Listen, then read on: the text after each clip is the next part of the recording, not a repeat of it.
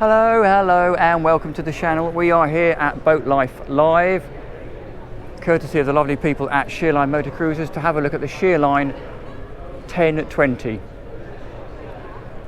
Now these are effectively hand built, and that's an obvious thing to say, but they're built to order. They don't production build them.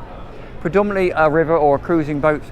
It is Category C, so it will go sort of offshore, but it's predominantly designed to be in rivers, lakes and intercoastals. Bow thruster down there, and you'll notice there's a lovely big skeg keel that runs the whole way down the side of the boat, or the centre line of the boat. And again, nice to see that the rudder also offers protection from the prop, because the thing, if you spend a lot of time in rivers, they can get quite shallow and they can have quite a lot of rubbish in them, so that's really great to see. Now this one we're going to look at has just arrived, so it is absolutely brand spanking new. And I've got to say, I've never seen one of these before. I've seen them around on the water, but I've never actually looked at one. I've been surprisingly impressed. So obviously a little bathing platform here with access steps up both sides, shore power down there, and then a really nice little sea gate to take you in to this nice cockpit. Engine access down there, we'll have a look at that on the way out. But as you can see, nice scoop of seating all the way around there, so really sociable dining. You then got access to the side deck through here, right the way up there, and effectively there is then no side access. Bear with me while I jump across the cushions from the cockpit, but you do have side access as we looked externally through these 3 steps up here, so you can get down both sides of the boat. But logically, to keep this little dining area cocooned, they've closed that side off. So down here, or under here I should say, we have a little sink. There's a bit of storage down here, in there like so. Fridge in there. And that little window is access to the aft cabin, so again you could escape should you need to, but also you can open it for ventilation. Over here we have the helm station, nice big twin sliding seat.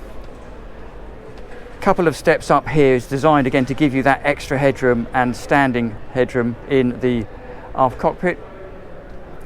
Usual array of carling switches, and again, because these are semi-custom built, you can choose the specification you want. And because this is river based, it doesn't have the Garmin or the navigation screens that you'd normally expect, but it does benefit from bow and stern thrusters. And I say this particular variant is on a single nanny engine, but you can spec that to twins if you wanted to. But what is quite neat is this entire windscreen area here, along with the canopy arch here, will completely fold down. So if you're going up the Thames, I think it folds down to something in the region of 7.3 feet. So there you go, look at that. And it doesn't just fold down, it actually disappears into the superstructure, like so. Pretty neat, but I'll put that back up.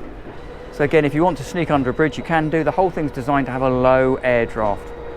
And while that's going back up, nice big sliding perspex door, giving you really good access down to this beautifully finished cabin. So 3 steps takes you in. And the first thing you see is that starboard side dining area.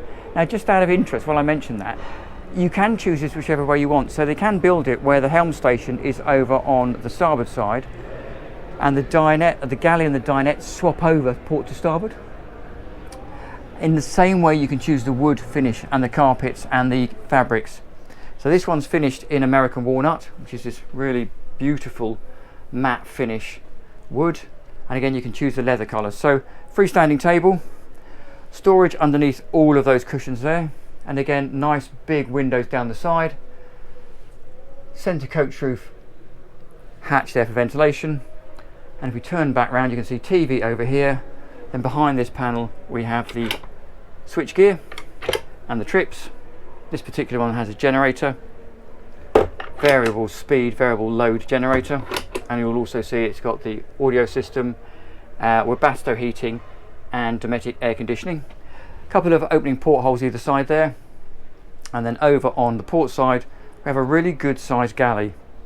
Again, you can see fridge down here, cooker, and up here we have a twin burner hob, but again you can choose the cooking combination you want in the same way you can choose whether you have quartz or granite.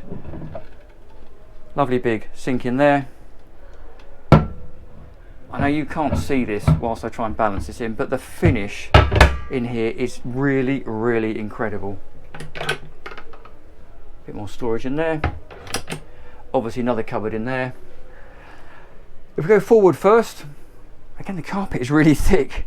Go forward to the master cabin. Nice big centerline double berth. And if I want to say, if you like these videos, do please take the time to like and subscribe. It really helps us out here on the channel. Again, benefiting from good glazing,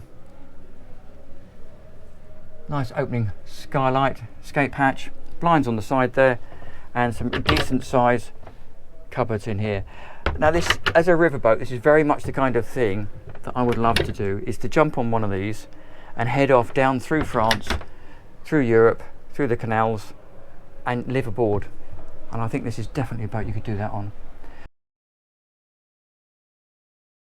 So we head aft cabin here. Now you can see here the cutaway for the footrest. But you'll also notice if we head forward, there's a lift section in here. There you go. To give you the ability to actually sit up in bed and give you a bit more headroom. Because there's actually surprisingly headroom, decent headroom above the bed. And if I do my usual, by now if you've watched my videos you'll know I'm 1.7 meters, plenty of headroom in here. And again, actually, if I step back into the main cabin, still lots and lots of headroom in here. So really, really impressive.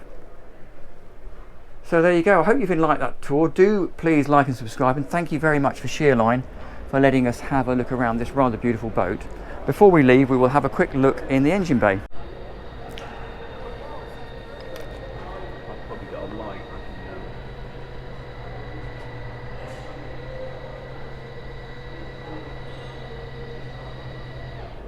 So there you go, into the engine bay. Again, this is a single engine. This is a Nanny 140, so that's giving you 130 brake horsepower, which is going to give you a top speed of probably around about 11 knots. But you know, you can cruise comfortably at anything below that. There are twin engine options, and you can have bigger engines should you want, depending on, you know, what you're going to use the boat for and how you're going to build it. Obviously, we're at a boat show, so things like vacuum cleaners. There you can see the raw water separator. There's the exhaust. Blue one over there is the hot water tank, and then you've got fuel tanks either sides at the back.